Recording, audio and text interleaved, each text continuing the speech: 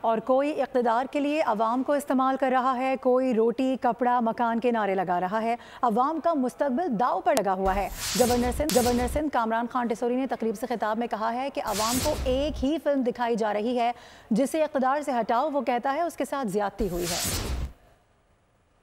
جو مدینہ کی ریاست بنا رہی تھی اس کا معاشی طور پہ ہمیں کیا فائدہ ہے؟ یا آج بھی اگر انہیں موقع ملے تو معاشی طور پہ پاکستان کو کیا فائدہ ہے؟ کوئی آ کر 1 کروڑ نوکریوں کے پیچھے لگا رہا ہے، کوئی روٹی کپڑا بھی آپ کو استعمال کر رہا ہے۔ میری جماعت اقتدار میں نہ ہو تو ہم دوسری جماعت پر الزام لگائیں، لیکن آج جو میرے سامنے یہ نوجوان بچے بچیاں بیٹھے ہیں، یہ مجھے یقین سے میں کہہ سکتا ہوں کہ یہ سوچتے ہیں کہ ہم نے جانا کہاں ہے، ہم کس کے پیچھے جا رہے ہیں، کون سی جمہوریت اور کون سی جمہوریت؟ ایک ہی نام ہے ہر چیز کا، وہ ہے پاکستان، جس میں 24 کروڑ رہتے ہیں لوگ، وہ جن کا مستقبل داؤ پہ لگا۔